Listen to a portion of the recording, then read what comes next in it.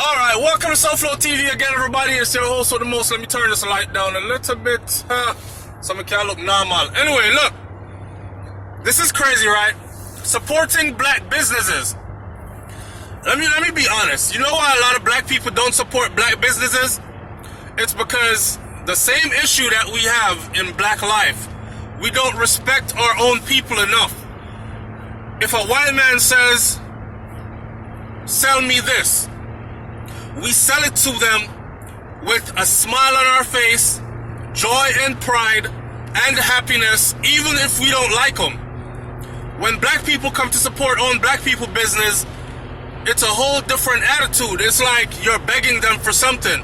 Now here I am out in nowhere, Texas, and after taking my vehicle to a black business that I bragged about, mind you, telling everybody how good this business is and I'm proud of this man, and there were things in the vehicle that he was supposed to service that I paid for, only to find out this guy just hooked up my vehicle and told me, look man, that stuff wasn't changed out. You didn't get that full tune-up like you thought you did, okay? And that's the reason why your vehicle won't start. So my own people send me thousands of miles away from home, driving, after I told you, look, I don't care how much you charge, just make sure that the vehicle is properly serviced so I'm not left stranded anywhere, because I know how these roads are. It's nothing out here for miles and miles. So if you're stranded out here, you're SOL.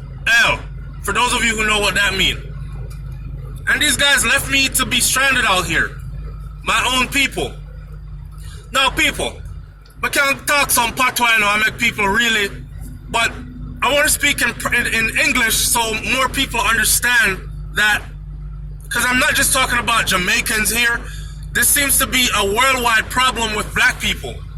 We don't respect each other enough. We don't value the dollar that comes from our own pockets.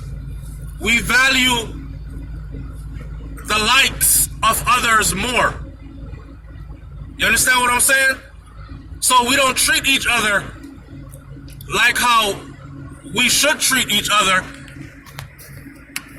And in order for us to start really supporting black businesses, more than we support white businesses, black businesses are going to have to start to respect the black dollar, to respect their own black people, to service us with the same service, with a smile, gratitude, and good attitude that you do when people from other races come into your business.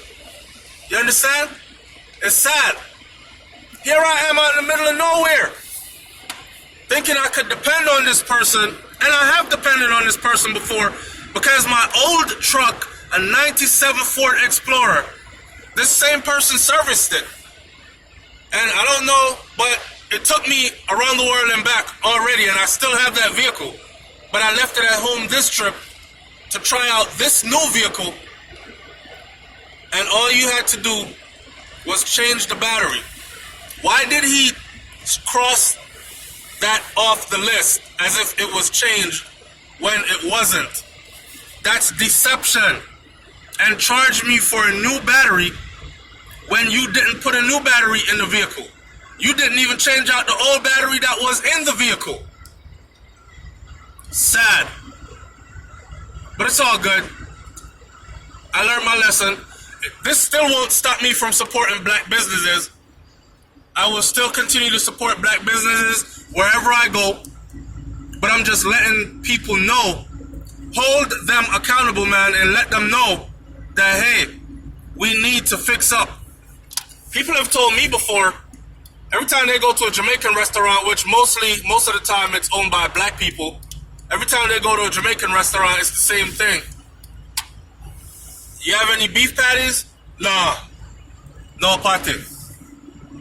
Okay, do you have any? Nah. Instead of them saying stuff like, well, we don't have any beef patties right now, but we'll have beef patties later on today. But we do have the chicken patties, and we do have veggie patties if you would like to try any of those. You know, be polite. Be friggin' polite. And I just use Jamaican restaurants because people are very familiar with the kind of treatment you get there. But it's the same thing for black businesses, period. Anywhere you go. It's as if they're doing you a favor. But it's our hard-earned money and we're choosing to spend it with you. You know what I'm saying? Anyways, man, black people, we got a lot of work to do amongst ourselves. We have to start being honest with our people. We have to start being honest amongst ourselves. We have to start valuing. We've been taught to worship other people. Worship their skin color, worship their hair texture, worship their financial status, worship whatever the hell they have. We've been taught to put all that above our own. Worship theirs more than our own. And it's gotten us nowhere.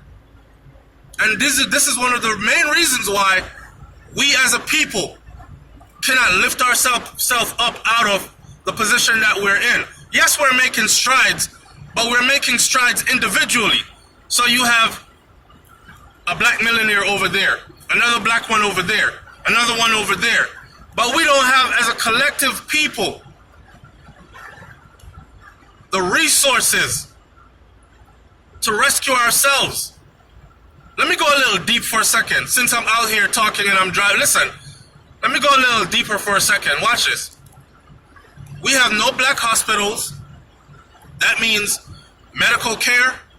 We are trusting people of other races, taking ourselves, our bodies, to their institutions to take their medicines and injections and go off of their advice and expertise, trusting them with our lives, our babies' lives. No medical institutions owned by and operated by blacks.